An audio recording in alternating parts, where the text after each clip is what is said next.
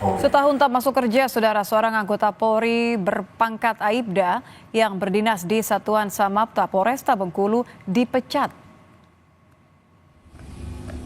Upacara pelepasan digelar sebagai simbol pemecatan IS sebagai anggota Polri yang sebelumnya bertugas di Satuan Samapta Polresta Bengkulu.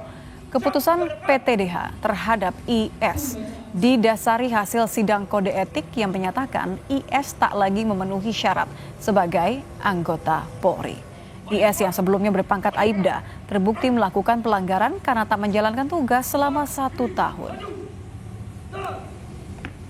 Tidak melakukan pekerjaannya dengan baik. Jadi bentuk punishment, kalau misalkan punishment yang paling tinggi adalah dengan melakukan PTDH. Jadi mereka karena sudah ada keputusannya, kemudian kita secara simbolis tadi diupacarakan untuk pelepasan anggota.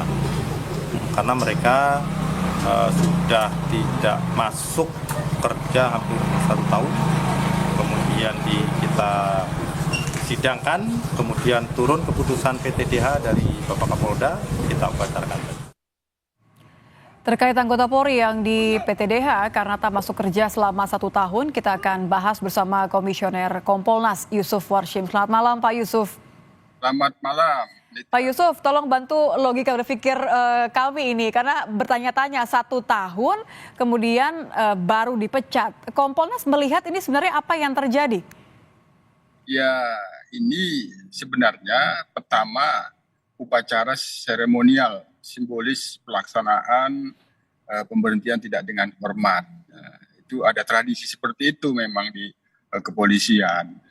Jadi tradisi ini juga wujud keterbukaan bahwa ini ada anggota yang sudah diberikan sanksi PTDH, diumumkanlah kira-kira dilakukan penyematan simbol-simbol keanggotaannya dan pelepasan tidak lagi menjadi anggota Polri. Nah, yang kedua tentu Kompolnas sendiri mengetahui ada upacara ini juga melalui pemberitaan.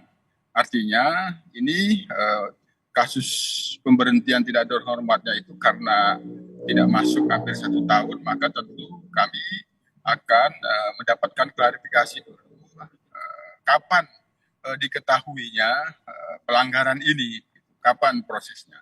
Sementara informasi yang kita terima sementara proses kode etiknya ini sudah lama berjalan, itu keputusan akhirnya 31 Desember 2024. Nah, ini kita akan lihat kembali ke belakang penyebab tidak masuknya itu apa, memang murni tidak mau masuk lagi, itu apa atau tidak sengaja, itu yang perlu mendapatkan klarifikasi lebih lanjut. Yang selanjutnya, kapan itu diketahui, bagaimana atasannya memastikan itu sampai hampir 1 tahun tidak masuk. Nah, kalau dilihat dari 1 tahun tidak masuknya Pak, sebenarnya kan harusnya tidak menunggu sampai 1 tahun ya? Ya itu, makanya kita akan pastikan kapan diketahuinya yang bersangkutan tidak lagi masuk dalam tugas itu, sehingga untuk mengetahui mengapa baru diketahui. Nah, bagaimana atasannya mengetahui pada waktu itu, apakah memang yang bersangkutan tidak termonitor secara pasti dalam pantauan, dalam perkiraan atau dalam persepsi atasannya bahwa yang bersangkutan masih menjalankan tugasnya, sementara pada kenyataannya tidak. Ini akan kita mendapatkan klarifikasi, atau ada proses banding tidak kemarin itu. Ini semuanya nanti kita akan mintakan klarifikasi. Itu. Jadi apakah ada teguran terlebih dahulu selama 1 tahun belakang gitu ya? Nah itu. Jadi pertanyaan saya berikutnya Pak, terlepas dari masih penyelidikan ya, ini selama 1 tahun meskipun tidak bertugas tetap terima gaji?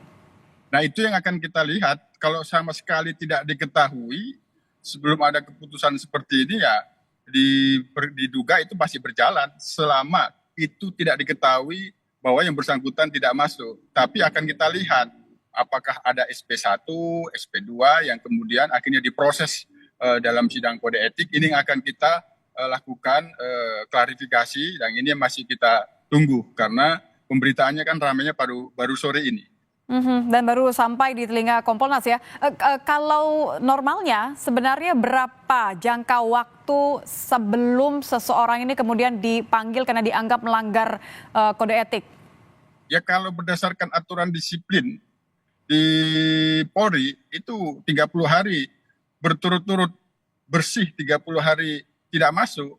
Apabila itu sudah diketahui itu di PTDH itu. Langsung PTDH ya? Iya, ini kok sampai lebih 30 hari, bagaimana awal ceritanya ini? Maka kita ingin lihat juga atasannya mengetahuinya itu kapan. Atau jangan-jangan atasannya tidak mengetahui. Gitu. Oke. Kalau sampai memang ada pengabaian dari atasannya, artinya Kompolnas memastikan bahwa ini akan diusut sampai sejelas mungkin? Ya, setelah kita mendapatkan klarifikasi lengkap, kami akan dalami apabila memang ada proses yang masih terlewatkan, memastikan kapan atasannya mengetahui untuk memastikan bahwa ini tidak berfungsi pengawasan melekat, tentu nanti kita akan rekomendasikan mengapa ini terlewatkan itu. Ini pernah nggak sih Pak Yusuf ada kejadian seperti ini? Atau misalnya temuan lain yang kira-kira serupa sama-sama tidak masuk lebih dari 30 hari berturut-turut tapi tetap terima gaji dan baru di PTDH? Sejauh pantauan Kompolnas yang ditemukan itu 30 hari. Nah, 30 hari sudah ditemukan, itu berturut-turut tidak masuk, langsung diproses itu. Di dalam kasus lain yang sudah 30 hari berturut-turut tidak masuk, itu proses PTDH. Ini makanya kita kaget, kok bisa sampai hampir 1 tahun, itu baru ada proses seperti ini. Maka kita akan cek ke belakang dulu, bagaimana proses diketahuinya yang bersangkutan sudah hampir tidak masuk di 1 tahun. Itu bagaimana? Itu.